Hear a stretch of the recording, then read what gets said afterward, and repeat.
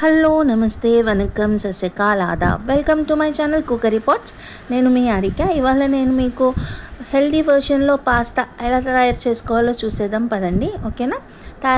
తయారీ విధానం ఏంటో చూసేద్దాం.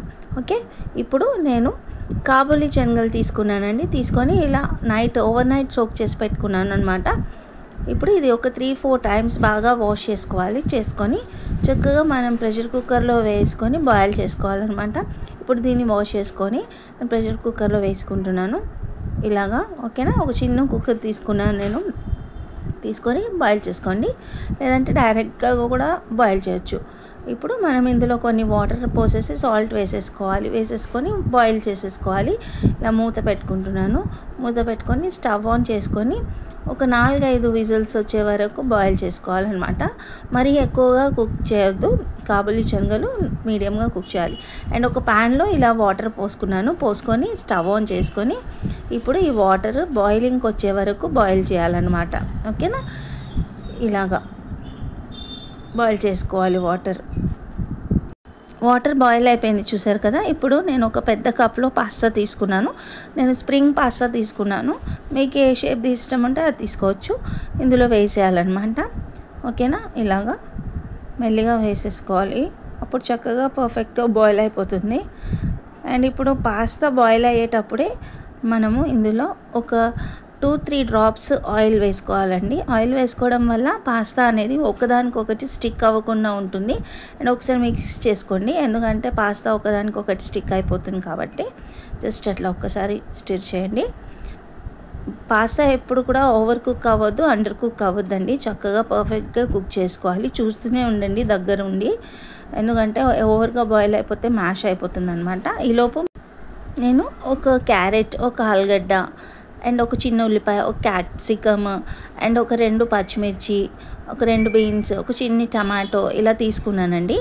ఇవి పాస్తా బాయిల్ అయ్యేలోపు మనము ఈ వెజిటేబుల్స్ అన్నిటిని ఫైన్గా చాప్ చేసుకున్నాం. ఓకేనా? ఇప్పుడు ఈ వెజిటేబుల్స్ అన్నిటిని నేను ఫైన్గా చాప్ చేసి పెట్టుకుంటున్నాను అనమాట. ఇలాగా 1 by 1 అన్నీ ఈక్వల్గా సేమ్ సైజులో ఫైన్గా చాప్ చేసుకోవాలి. చూసారు కదండి, ఈ విధంగా మనము వెజిటేబుల్స్ అన్నీ ఇట్లా ఫైన్గా చాప్ చేసి పెట్టుకున్నాం అనమాట. ఇలా రెడీగా పెట్టుకోవాలి. అండ్ ఈ పాస్తా కూడా బాయిల్ అయిపోయిందండి. నేను ఇట్లా ఒక చిన్న చిల్లుల గిన్నెలో వేసి డ్రైన్ చేసి పెట్టుకున్నాను. పాస్తా ఎప్పుడూ ఓవర్ కుక్ అవ్వద్దు, అండర్ కుక్ అవ్వద్దు. చూసారు కదా, ఇలా చేతితో మెదిపితే చక్కగా మ్యాష్ అయిపోవాలి. అలానే ఓవర్గా కూడా కుక్ అవ్వద్దు. ఇదే అనమాట ఈ రెసిపీకి మెయిన్ టాస్క్. ఓకేనా? ఇలా నేను స్ట్రెయిన్ చేసి పెట్టుకున్నాను. ఓకే, అండ్ స్టవ్ ఆన్ చేసుకొని ఇలా ఒక ప్యాన్ పెట్టుకొని ఒక 4-5 స్పూన్స్ ఆయిల్ వేసుకోవాలండి. ఓకేనా? ఇప్పుడు ఈ ఆయిల్ వేడయ్యాక మనం నెక్స్ట్ ప్రాసెస్ ఏంటో చూసేద్దాము. ఆయిల్ వేడైపోయింది. ఇప్పుడు మనం ఇందులో ఒక 1/2 స్పూన్ జీలకర్ర వేసుకోవాలి.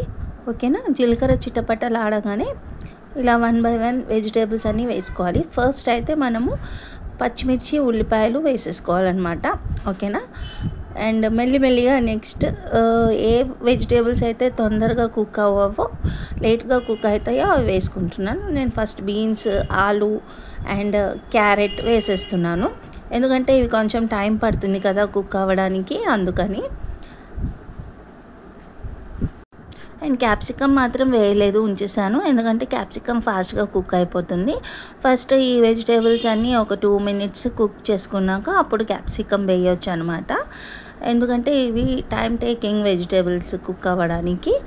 అండ్ క్యాప్సికమ్ అనేది ఏమో క్రంచీగా ఉంటేనే బాగుంటుంది, అది ఓవర్ కుక్ అవ్వద్దు అనమాట, అందుకని ఒక 2 minutes ఆగి వేస్తాను. ఓకేనా?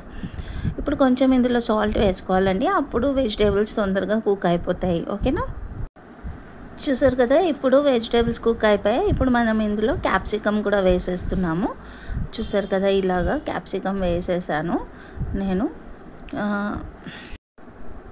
ఇప్పుడు ఒక 2 minutes పాటు ఇలా వెజిటేబుల్స్ అన్నీ వేయించుకున్నాం. క్యాప్సికమ్ కూడా వేసాం కదా, అది కూడా వేగిపోవాలి. అండ్ ఇలా ప్రెస్ చేసి చూసుకుంటే గరిటెతోటి కుక్ అయిపోయాయి వెజిటేబుల్స్. ఇందులో ఇప్పుడు టమాటోస్ వేసేసుకుందాం మనము. టమాటోస్ కూడా చక్కగా మ్యాష్ అయిపోయేదాకా కుక్ చేసుకోవాలన్నమాట. ఇలా కొంచెం హై ఫ్లేమ్లో పెట్టుకొని ఇట్లా 2-3 నిమిషాలు స్టిర్ చేస్తే టమాటోస్ కూడా మగ్గిపోతాయి త్వరగా. ఓకేనా? టమాటోస్ అన్నీ మగ్గిపోయాయండి. ఇప్పుడు కొంచెం ఫైన్గా చాప్ చేసి పెట్టుకున్న కొత్తిమీర వేసుకుంటున్నాను ఇందులో నేను. ఒకసారి కలిపేసుకోవాలి. ఓకే. అండ్ ఇప్పుడు మనము బాయిల్ చేసి స్ట్రెయిన్ చేసి పెట్టుకున్నాం కదండి పాస్తా, ఆ పాస్తా కూడా మనం ఇందులో వేసేసుకోవాలన్నమాట. ఓకే, చూసారా ఇలాగా నేను ఇలా స్ట్రెయిన్ చేసి పెట్టుకున్నాను. ఈ పాస్తా ఇందులో వేసేద్దాము. ఇలా కొంచెం స్టిక్ అయ్యి దగ్గరికి ఉన్న పాస్తాని ఇలా స్పూన్ తోటి విడివిడిగా చేసుకుంటూ వేసేసుకోవాలన్నమాట.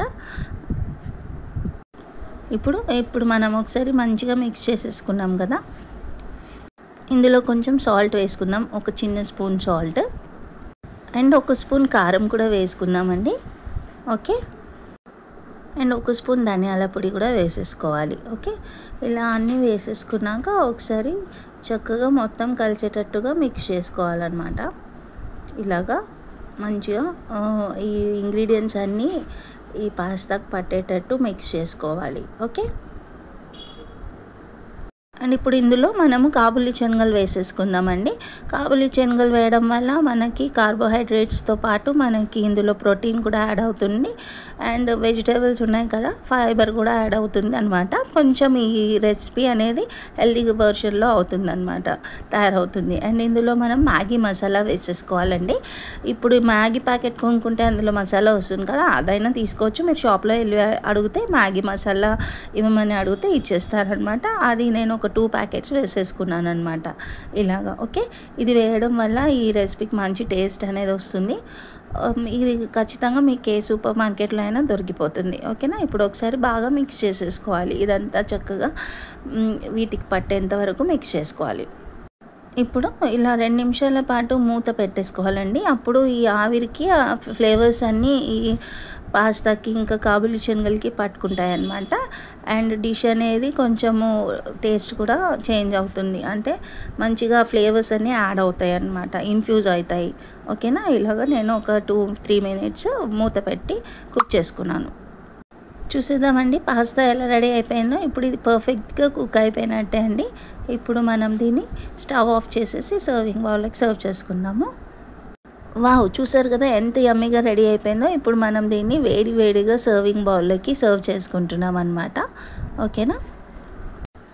చూసారు కదండి. ఇప్పుడు మనం దీన్ని కొత్తిమీరతో ఇలా గార్నిష్ చేసుకోవాలి.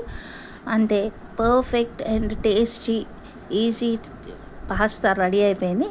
మీరు కూడా దీన్ని తప్పకుండా ఒకసారి ట్రై చేయండి. ట్రై చేసి నాకు కామెంట్ సెక్షన్లో ఎలా ఉందో ఏంటో చెప్పండి. ఓకేనా. ఇప్పుడు మనం దీన్ని టేస్ట్ చూసేద్దాము. ఇలా ఒక కాబూలి శనగలు, కొన్ని వెజిటేబుల్స్, ఇలా కొత్తిమీర అన్నీ పెట్టుకొని తినాలండి. చాలా బాగుంటుంది. ఒక స్పూన్లోకి ఇవన్నీ తీసుకొని తింటున్నాను.